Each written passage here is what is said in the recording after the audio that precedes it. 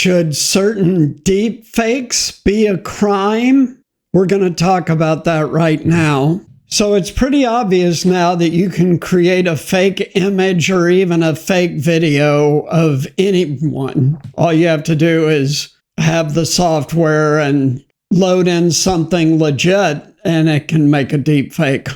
It's much, much better than it used to be. It's easy to see how this could not be good. Friend stole my face for deepfake nudes. Now I want tougher laws. So thanks to the BBC, and this story actually comes out of Scotland.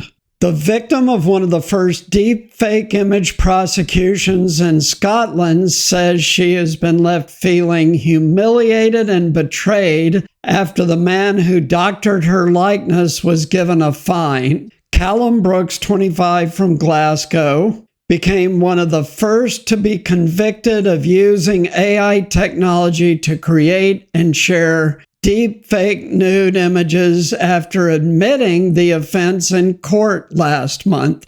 He was fined £335, and for those of you in the US, it's about $500. Sophie, which is not a real name, told BBC News Scotland that crimes using AI should have their own legislation and penalties should be higher. The Scottish government said it was considering the need for a separate law.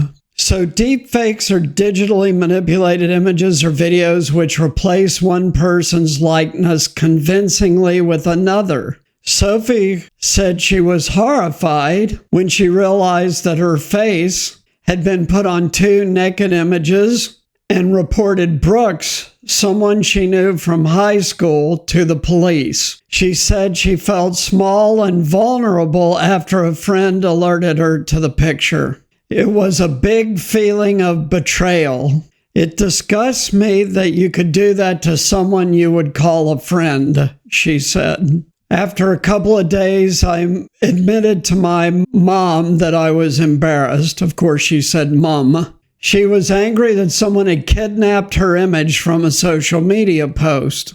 I didn't know if this had been uploaded online and shared widely, she said. Although the sharing of such images without a person's consent is already a criminal offense in the UK, the government promised to create a separate offense for creation of sexually explicit deepfakes last year. First Minister John Sweeney said the Scottish government was carefully considering whether the specific legislation was required and would work.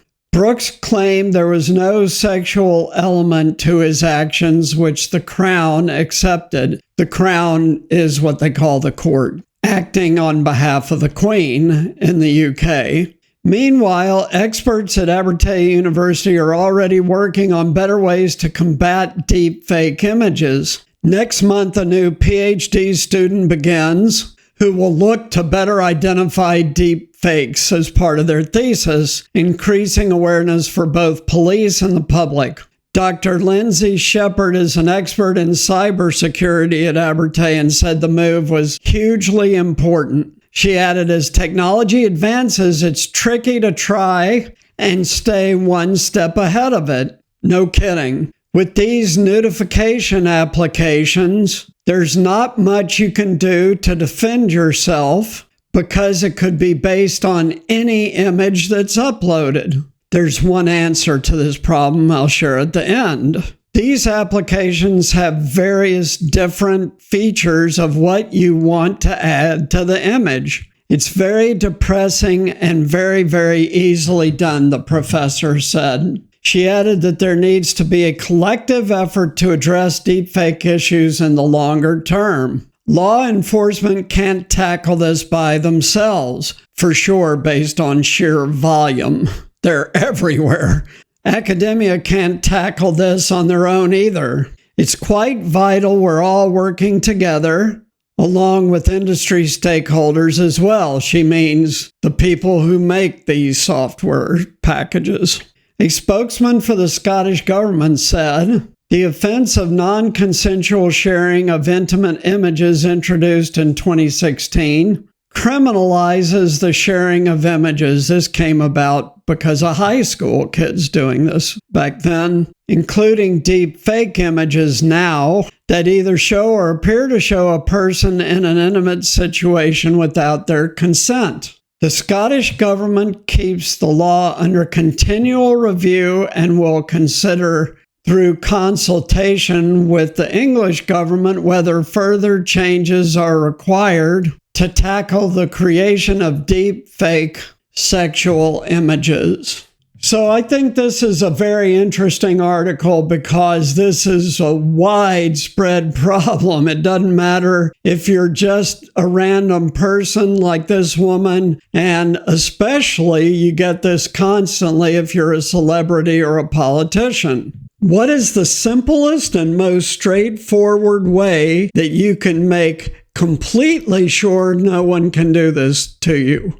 I think it's obvious, even though it may be a controversial opinion of mine. And that is, either don't post on social media, period, or if you just have to do that, lock down your accounts to where anything you post is restricted only to friends or the equivalent thereof. That way, no random person could pull your images off the internet and do something like this. Although this guy may have been one of this woman's friends, I don't know about that. But the surefire way is not to post on social media. Now, I know in this day and age that doesn't make a lot of sense in a lot of ways. But the reality is it depends on how much you value your privacy. If you value your privacy enough, you make different decisions than if you don't really care about that. So what do you think? I want to really see a bunch of comments about this because this is an important topic, especially to women, since they're most often the victims of this deepfake sex pictures. So what do you think? Lots of comments, please. If you like this video, please like, subscribe, and share. Really helps with the algorithm, really helps. Also, please support us on Patreon. We really need your financial support, especially now when we're not yet monetized. Despite having a decent number of subscribers, we really need your support on Patreon. Why? To continue to grow the channel and bring you resources to prepare you for what the future is bringing. So thanks so much. We'll see you next time. Take care. Bye.